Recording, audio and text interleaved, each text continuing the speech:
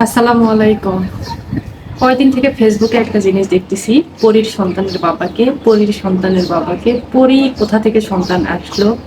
এটা দেখতে দেখতে আমার কাছে একটা জিনিস খুব মনে হলো। আসলে যারা ভিডিওটা দিছে বা পরীমণি একটা কল রেকর্ডে অনেক কিছু তথ্য জানাইছে, আসলে আমাদের কিন্তু ফুল ভিডিওটা দেখা উচিত। ওখানে পরীমণি কি কি বলছে আমরা না দেখে, না শুনে, না বুঝে পরীমনির সন্তানের মা হলো, এটা কিভাবে সম্ভব?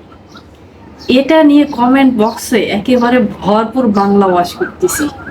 আসলে কি এটা ঠিক? এটা কিন্তু কখনোই ঠিক না। একটা মানুষ সম্পর্কে, হ্যাঁ, আমরা কিন্তু দুধে ধোয়া তুলসী পাতা কেউই না। সবারই কারো না কারো অতীত আছে, কারো না কারো না পচা ডিম কিন্তু সবারই আছে। কিন্তু পরিমণির সেটা হয়তো বা সামনে আসছে, অনেকের হয়তো বা সামনে আসে নাই। কিন্তু আমি কিছু কিছু কমেন্ট দেখে এতটা মানে হতবাক হয়ে গেছি যে মানুষের মন মানসিকতা কিরকম। আরে ভাই, তুমি কমেন্ট করতে পারতিস, তুমি ফুল ভিডিওটা দেখতে পারবা না? তুমি ফুল ভিডিওটা দেখো, শোনো, বোঝো, তারপর কমেন্ট করো। না, ও ধৈর্য তো পাবলিকের নাই। পাবলিকের খালি খোঁচানোর অভ্যাস। এই মন মানসিকতার মানুষগুলা যে কেনই বা কমেন্ট করে, এটাও আমার মাথায় আসে না। মানুষকে শুধু কষ্ট দেওয়ার জন্যই কমেন্ট করে। যাক, পরিমণি দেখতে যেরকম মার্শাল্লাহ সুন্দর, ওর চিন্তা ভাবনাগুলো, ওর অতীত আমার জানার দরকার নেই। ও বর্তমানে একটা বাচ্চার মা, তার সাথে আবার একটা ফুটফুটে কন্যা সন্তান যেহেতু দত্তক নিছে, আলহামদুলিল্লাহ। আমাদের পরীর মতো করে ওই পরীকে যেন মানুষ করতে পারে, সেটাই হচ্ছে দোয়া।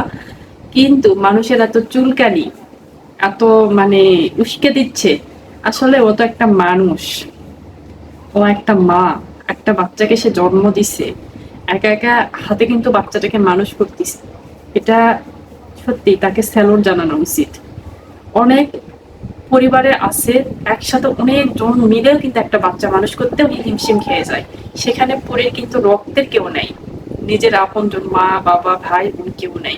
মেয়েটা একা একা যুদ্ধ করে কিন্তু এই পর্যন্ত আসছে। এর মধ্যে ভুল থাকতেই পারে, মানুষ মাত্রই ভুল, আমরা কেউই কিন্তু একেবারে খাঁটি দুধ না। কিন্তু যেভাবে ওকে বাংলা ওয়াশ করতেছে, এটা দেখে আমার সত্যি খুবই কষ্ট লাগতেছে। যেহেতু আমি একটা মা, আমি একটা মেয়ে, এই কারণেই কথাগুলো আমি বলতেছি। এখানে কেউ নেগেটিভ খুঁজবেন না। নেগেটিভ খুঁজতে গেলে কিন্তু সবারই নেগেটিভ নেগেটিভ মানে মন মানসিকতা এখানে প্রকাশ পাবে। কিন্তু আমার কথা হচ্ছে, একটা মেয়েকে দত্তক নিছে, আলহামদুলিল্লাহ, ভালো। আমাদের সমাজে কিন্তু অনেক অবহেলিত কিন্তু মানুষেরা কিন্তু মানে একটা বাচ্চার আশায় কিন্তু অবহেলিত পরিবারের কাছে। সেক্ষেত্রে পরি আলহামদুলিল্লাহ একটা বাচ্চা পাইছে, দত্তক নিছে। যাদের হচ্ছে না, সবার জন্য মন থেকে দোয়া করি, সবার ঘরে ঘরে ফুটফুটে সন্তান আসুক। তার সাথে সবাই সবার জন্য দোয়া করবেন। কিন্তু কোনো কিছু বিচার বিশ্লেষণ মানে না জানে হুটহাট করে কমেন্ট করিয়েন না ভাই বোনেরা। এটা হচ্ছে আপনাদের কাছে আমার অনুরোধ। সবাই ভালো থাকবেন। আল্লাহ হাফিজ।